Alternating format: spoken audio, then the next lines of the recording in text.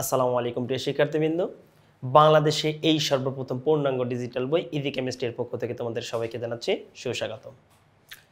আমাদের বই কেন পূর্ণাঙ্গ ডিজিটাল, আশা করি তোমরা সকলেই অবগত আছো। সো আর কথা না বাড়িয়ে চলো আমরা একটা প্রশ্ন সলভ করি, ঠিক আছে? তাহলে দেখো, আমরা প্রশ্নটা আগে ভালোভাবে বুঝবো, এরপরে আসলে প্রশ্নটা আমরা সলভ করার চেষ্টা করব। দেখো প্রশ্নটা আগে আমরা দেখি। দেখো আমাদের এখানে একটা পর্যায় সারণীর মতো সারণী দেওয়া আছে, তাই না?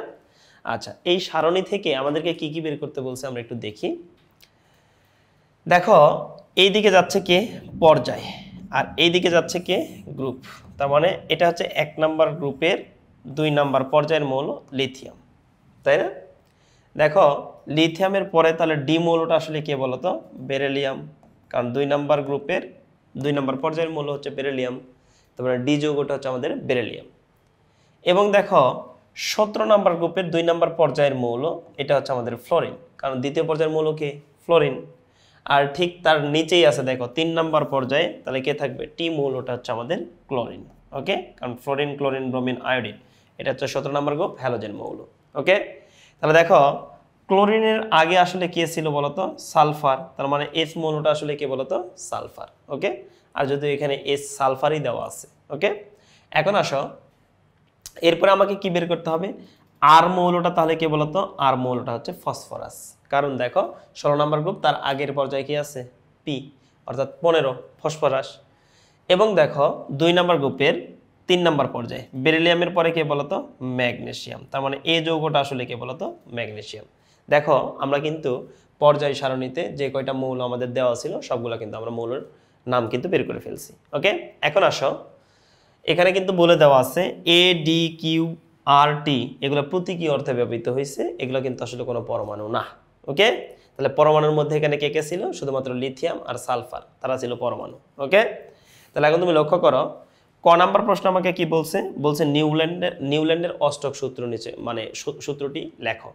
নিউল্যান্ডের অষ্টক সূত্রটা কি? দেখো বিজ্ঞানী নিউল্যান্ড, জন নিউল্যান্ড, সে বলছিল যদি আমরা মৌলসমূহকে পারমাণবিক ভরের ক্রমান্বয়ে সাজাই, মানে ছোট থেকে বড় আকারে সাজাই, তাহলে এইভাবে যদি আমরা সাজাতে থাকি তাহলে সেক্ষেত্রে আমরা দেখতে পারবো প্রথম মৌলের ধর্ম বা বৈশিষ্ট্যের সঙ্গে অষ্টম মৌলের ধর্ম বা বৈশিষ্ট্য মিলে যাচ্ছে। আর এই যে ব্যাপারটা, এটাকে আমরা বলতেছি জন নিউল্যান্ডের অষ্টক সূত্র, বা হচ্ছে অষ্টক নিয়ম বা অষ্টক ধর্ম। আশা করি বুঝতে পেরেছি। খ নাম্বার প্রশ্ন আমাকে কি বলছে বলতো? বলছে আয়রনের পরিবর্তনশীল যোজনী ব্যাখ্যা করো। আচ্ছা দেখো, আয়রন আসলে কোনটা? এফি। এফি কিন্তু 2+ আয়নও গঠন করে, আবার এফি কিন্তু 3+ আয়নও গঠন করে, অর্থাৎ আয়রনের ক্ষেত্রে কিন্তু পরিবর্তনশীল যোজনী বিদ্যমান। ঠিক আছে, তাহলে এখন দেখো এই যে আয়রনের পরিবর্তনশীল যোজনী, এটা কিভাবে হয় সেটা একটু দেখার চেষ্টা করি। তো আয়রনের যদি আমরা ইলেকট্রন বিন্যাস করি তাহলে দেখো এফি, তাহলে কত? 26। ইলেকট্রন বিন্যাস করলে কি আসে? 1s2 2s2 2p6 3s2 3p কত বলতো? 6 4s2 3d কত বলতো? 3d হচ্ছে 6। এটা হচ্ছে আমাদের ইলেকট্রন বিন্যাস। তো এক্ষেত্রে আয়রন কি করে? তার শেষ কক্ষপথের 2টা ইলেকট্রন ত্যাগ করে এটা 0 হয়ে যায়, অর্থাৎ তখন এটা কি হয়ে যায় বলতো? Fe2+।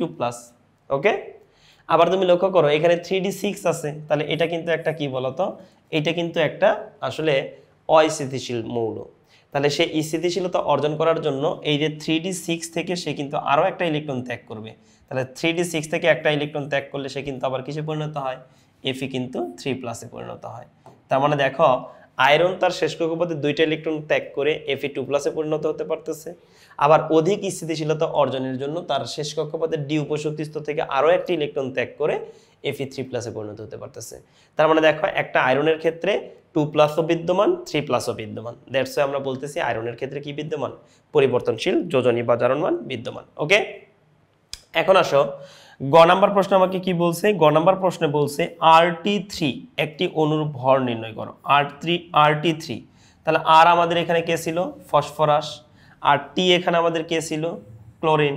তার মানে Rt3 আসলে কে ছিল বলতো? Rt3 এটা আসলে ছিল কি বলতো? PCl3। তাহলে এই PCl3 এর ক্ষেত্রে একটা অণুর ভর নির্ণয় করতে বলছে একটি অণুর ভর নির্ণয় করো। তাহলে চলো আমরা এটা কিভাবে নির্ণয় করব দেখে আসি।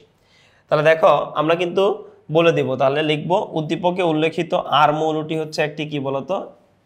ধরে নাও যে হচ্ছে ফসফরাস এবং টি মৌলটি হচ্ছে ক্লোরিন। এদের দ্বারা গঠিত যৌগ হচ্ছে PCl3, তাই না? তাহলে এখন এই PCl3 এর ক্ষেত্রে আমরা কি বের করব বলতো? PCl3 এর ক্ষেত্রে একটি অণুর ভর নির্ণয় করব।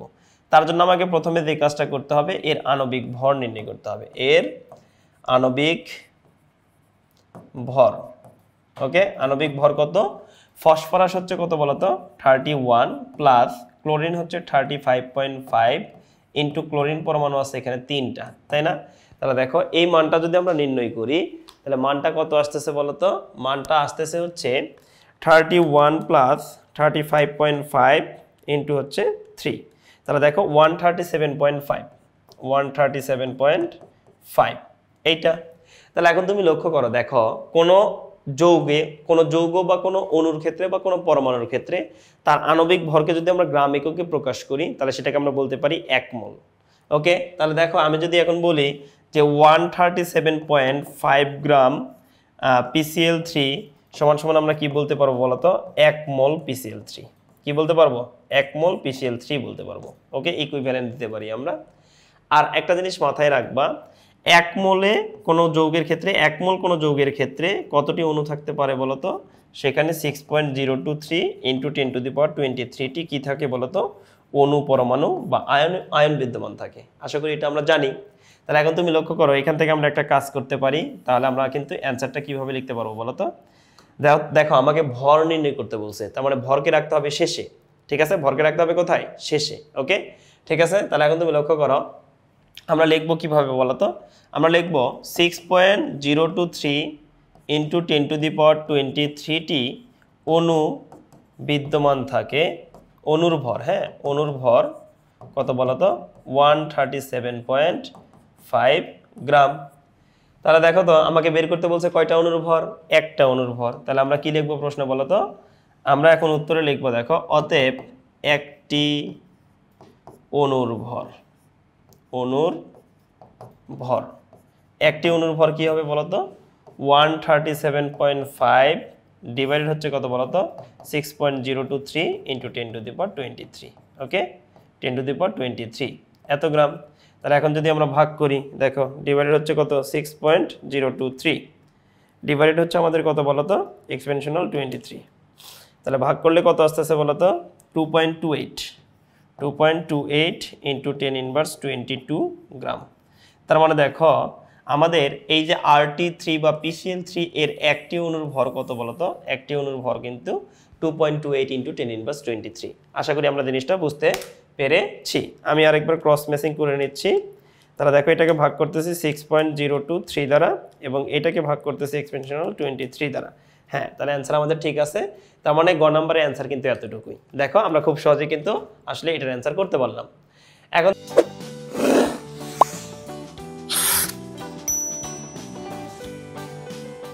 চলো আমরা ঘ নাম্বার প্রশ্নটা একটু সলভ করার চেষ্টা করি। ঘ নাম্বার প্রশ্ন আমাদেরকে কি বলছে সেটা একটু দেখার চেষ্টা করি। ঘ নাম্বার প্রশ্নটা একটু যদি দেখি তাহলে সেক্ষেত্রে লক্ষ্য করো কি বলা আছে। ঘ নাম্বার প্রশ্ন আমাদেরকে বলছে যে ADQT, এ আসলে কে ছিল বলতো? এ আসলে ছিল হচ্ছে ম্যাগনেসিয়াম। ওকে, তারপরে কে বলছে? ডি আসলে কে ছিল বলতো? বেরিলিয়াম। ওকে, তারপরে কি বলছে বলতো? কিউ আর হচ্ছে টি। কিউ আসলে কে ছিল বলতো? ফ্লোরিন, এবং টি ছিল কে বলতো? ক্লোরিন। এখন বলছে এই মৌলগুলির পারমাণবিক আকারের তুলনা করো। তার মানে কে বড় কে ছোট, কার আকার বড় কার আকার ছোট, এটা আমাকে বের করতে বলছে। তাহলে মৌল কে কে? Beryllium, magnesium, fluorine, chlorine. চলো আমরা এখন বের করার চেষ্টা করি। দেখো আমাদের মৌল ছিল বেরিলিয়াম, ম্যাগনেসিয়াম, ফ্লোরিন, আর একটা হচ্ছে কে বলতো? ক্লোরিন। তাহলে দেখো আমরা কিন্তু পারমাণবিক আকার পড়ে আসছি। কি পড়ে আসছি? পারমাণবিক আকার। হ্যাঁ, পারমাণবিক আকার। আকার বাম হতে ডানে গেলে কি হয় বলতো? বাম হতে ডানে গেলে হ্রাস পায়। বাম হতে ডানে গেলে, অর্থাৎ পর্যায় সারণী বাম হতে ডানে গেলে পারমাণবিক আকারটা কি হয় বলতো? হ্রাস পায়। নিচের দিকে তীর চিহ্ন মানে হ্রাস পাওয়া। ঠিক আছে। আর যদি উপর হতে নিচের দিকে যায়, কোথায় যায় বলতো? উপর হতে নিচের দিকে যায়, তাহলে সেই ক্ষেত্রে আমাদের এই পারমাণবিক আকারের মানটা কিন্তু বৃদ্ধি পায়। এর কারণটা কি আমরা একটু সুন্দরভাবে দেখার চেষ্টা করি, তারপরে আমরা ক্রমটা তৈরি করি। আচ্ছা, এখানে দেখো যদি আমি বেরিলিয়ামের ইলেকট্রন বিন্যাস করি, বেরিলিয়াম কত আসলে 4, ম্যাগনেসিয়াম কত 12, ফ্লোরিন 9, ক্লোরিন কিন্তু 17। তাহলে এখন দেখো আমি বেরিলিয়ামের যদি ইলেকট্রন বিন্যাস করি, প্রথম কক্ষপথে 2টা ইলেকট্রন এবং দ্বিতীয় কক্ষপথে কয়টা ইলেকট্রন? 2টা ইলেকট্রন। ঠিক আছে, এটা হচ্ছে বেরিলিয়াম। আচ্ছা, এরপরে তুমি লক্ষ্য করো, আমরা যদি লক্ষ্য করি দেখো ম্যাগনেসিয়াম, তাহলে ম্যাগনেসিয়ামের প্রথম কক্ষপথে 2টা, দ্বিতীয় কক্ষপথে কয়টা বলো তো? 8টা। ঠিক আছে, এবং তৃতীয় কক্ষপথে কয়টা বলো তো? তৃতীয় কক্ষপথে কিন্তু 2টা ইলেকট্রন বিদ্যমান। ঠিক আছে, ওকে। এখন তুমি লক্ষ্য করো, এটা হচ্ছে আমাদের ম্যাগনেসিয়াম। এরপর তুমি দেখো ফ্লোরিন, তাহলে ফ্লোরিনের প্রথম কক্ষপথে 2টা ইলেকট্রন এবং দ্বিতীয় কক্ষপথে কয়টা বলো তো? দ্বিতীয় কক্ষপথে আমাদের হচ্ছে 7টা ইলেকট্রন। কতটা ইলেকট্রন? 7টা। ওকে, এটা হচ্ছে আমাদের ফ্লোরিন পরমাণু। এবং তুমি লক্ষ্য করো, আমরা যদি ক্লোরিনকে দেখি, তাহলে ক্লোরিনটা আসলে কয়টা বলো তো? এই দেখো, প্রথম কক্ষপথে 2টা ইলেকট্রন, দ্বিতীয় কক্ষপথে কয়টা বলো তো? 8টা ইলেকট্রন এবং তৃতীয় কক্ষপথে কিন্তু 7টা ইলেকট্রন। ওকে, তাহলে দেখো প্রথমে আমরা একটু বাম থেকে ডানে চিন্তা করি। দেখো এখানে আকার সবচেয়ে ছোট কার? বেরিলিয়াম এবং ফ্লোরিনের কিন্তু। ঠিক আছে, দেখো কারণ এদের কক্ষপথ কয়টা? 2টা, তাহলে এদের দুইজনের কিন্তু আকার ছোট। ওকে, এখন আসো বেরিলিয়াম এবং ফ্লোরিনের মধ্যে কার আকার সবচেয়ে ছোট বলো তো? বেরিলিয়াম এবং ফ্লোরিনের মধ্যে কার আকার সবচেয়ে ছোট?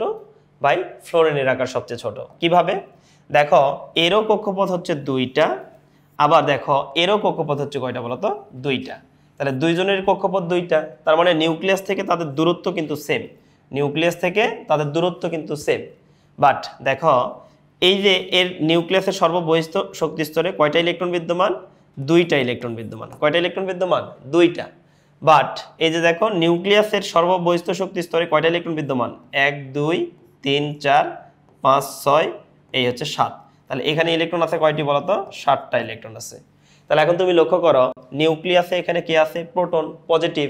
এখানেও নিউক্লিয়াসের কি আছে? Proton, positive. তাহলে বলো তো এই পজিটিভ এবং নেগেটিভের আকর্ষণ কোথায় বেশি হবে? বেরিলিয়ামের ক্ষেত্রে নাকি ফ্লোরিনের ক্ষেত্রে? ভাই আকর্ষণ বেশি হবে ফ্লোরিনের ক্ষেত্রে। কেন?